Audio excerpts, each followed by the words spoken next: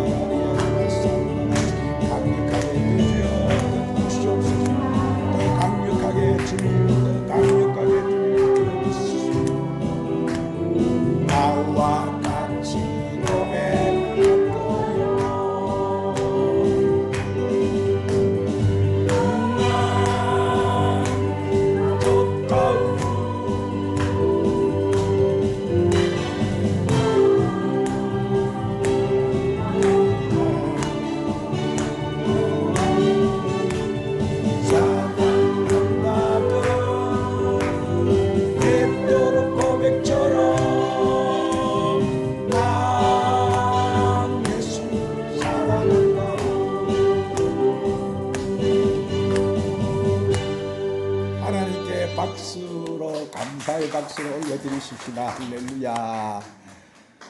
어느 회사 사장이 있었습니다.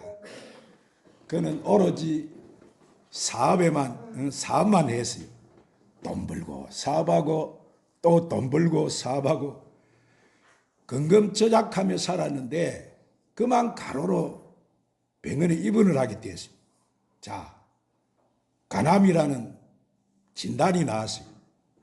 병원에서 치료를 받는데 복수가 차고 가망이 없어 보이자 의사가 그만 퇴원하십시오 이랬어요. 퇴원을 해서 이제 집에 누워 있었습니다. 그런데 마침 딸이 하나 있었어요. 아주 신앙이 좋은 딸인데 딸이 와서 아버지 때가 되었어요. 이렇게 말을 하는 거예요. 무슨 때가 되었냐? 하나님 앞에 매달릴 때가 되었어요.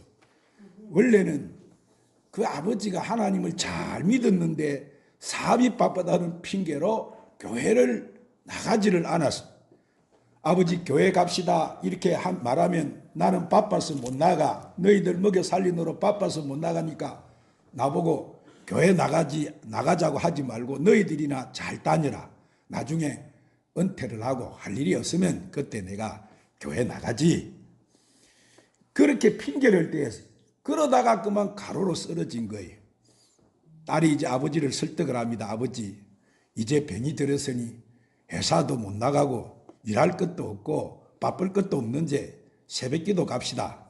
그래서 아버지를 부축해서 부녀가 새벽기도를 다녔어요. 하루를 나가고 이틀을 나가고 닷새 일주일 30일 무려 40일 동안 이렇게 가난으로 복수가 이렇게 배가 남산만한 부은 배를 들고 그렇게 다녔는데 자 40일 딱 새벽 기도가 끝나니까 역사가 일어났어요. 무슨 역사가 일어났느냐? 예수님이 어느 날 자기가 이렇게 성령을 받아가 뒤로 벌렁 넘어졌는데 흰옷을 입은 예수님이 나타나가지고 자기 배에다가 안수를 딱 해주시는, 할렐루야. 그래가지고 깨어서 일어나니까 얼마나 몸이 상쾌한지 막 날아갈 것 같고, 그래가지고 갑자기 배가 아파서 화장실을 갔는데 그 속에 찬 간암이, 그 암세포가 싹 다 아래로 싹 다 빠져나와 버렸어. 할렐루야. 싹 빠져버려. 야, 그래서 이 사람이 느낀 게 뭐냐면은, 그때는 하늘만 봐도 새하늘이고 나무만 봐도 새로운 것이고 모든 것이 막 새로운 것이 돼버리고 말았어요. 그는 새롭게 다시 새 사람으로 진짜 변화가 돼버리고 말았어요. 할렐루야. 그렇습니다. 그는 하나님 감사합니다. 나는 죽을 줄 알았는데 이제 죽지 않습니다. 죽을 것만 생각하고 죽을 줄 알았는데 나에게 생명을 주심을 감사합니다. 이제는 나는 죽었다고 생각하고 하나님을 위해서 살겠습니다. 이제부터는 회사에 벌은 돈, 회사 수입의 전체가 내 것이 아니고 나를 살리신 하나님의 것입니다. 그리고 회사에 나온 이익금, 그는 그 이익금에서 자기가 10분지를 쓰고 10분지는 하나님께 전부 다 드립니다. 선교하겠습니다. 건축합니다. 많은 사람을 도와줍니다. 그래서 하나님 앞에 맡기고 이렇게 하니까 하나님이 그 기업에다가 기름을 부어가지고 엄청난 일을 하도록 만들어버렸어요. 그래서 하나님 앞에 그는 아름답게 이렇게 붙잡혀서 영광 돌리는 멋진 사람으로 변화가 되어버렸어요. 오늘 사랑하는 여러분, 염려하지 말고 기도해서 여러분도 하나님 만나시기를 바랍니다. 하나님 앞에 응답 받으시기를 바랍니다. 하나님 앞에 축복 받으시기를 바랍니다. 질병에서 놓여 건강하시기를 축복합니다. 할렐루야. 자, 성령 충만 받으세요. 이런 말을 하면은 많은 그리스도인들이 심지어 주의 종들 가운데도 반대하는 사람들을 종종 볼 수가 있습니다. 그들은 말하기를, 고린도전서 12장 3절에 그러므로 내가 너에게 알게 하노니 하나님의 영으로 말하는 자는 누구든지 예수를 저주할 자라 하지 않고 성령으로 아니하고는 누구든지 예수를 주시라 할 수가 없느니라 기록되어 있는데, 예수님을 나의 구주로 믿고 주님이라고 부르면 그 순간에 성령을 받은 것인데 무슨 또 성령을 받으라고 하십니까? 하면서 반대를 해요. 그러나 분명히 기억해야 됩니다. 예수를 믿고 구주로 신해서 구원을 받는 것과 성령 충만함, 다시 말하면 성령 세례를 받는 것과는 다른 거예요. 예를 들어서 베드로 같은 수제자도 비록 조그만 계집 아이 앞에서 뭐라고 했어요? 예수님을 몇 번이나 모른다고 여러분 실수를 했습니까? 예수님을 3번이나 모른다고 여러분 부인하고 실수를 저질렀다 하더라도 베드로는 분명히 예수 믿고 구원 받은 사람이요, 구원 안 받은 사람.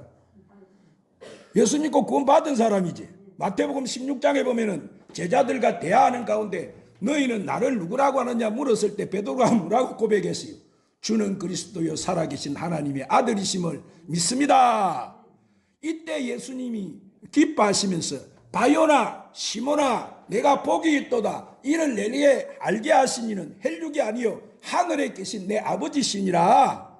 이러면서 뭘 주시지? 베드로에게 천국을 여는 열쇠를 내게 준다. 아멘. 구원도 못 받는 자에게 주님이 천국 주신다고 이러겠어요? 응? 베드로가 구원도 못 받았는데 천국 준다고, 천국 열쇠 준다고 하셨겠습니까? 이렇게 그때에도 성신의 감동을 받아 신앙 고백을 바로 한 것을 볼 수가 있어요. 이 천국 열쇠는 베드로가 잘나서 받은 것이 아니고 이 신앙 고백이 꼭 천국 열쇠임을 믿으시기를 바랍니다. 누구든지 예수를 나의 구주로 믿고 하나님은 나의 아들이시고 내가 죽은 대신에 십자가에 못 박혀 피 흘려 죽으시고 부활하신 예수님이라고 하는 것을 믿고 시인하면은 오늘 여러분은 영생을 얻고 구원을 받은 줄로 믿으시기를 바랍니다. 할렐루야. 이것이 안 되는 사람은 안 되지. 이거는 구원을 안 돼요. 자, 누구든지 예수를 나의 구주로 믿고 하나님 아들이시라고 뭐 한다고요? 시인을 해야 되지. 예수님이 나를 위해 십자가 피 흘리시고 돌아가셨다는 걸 믿고, 아멘.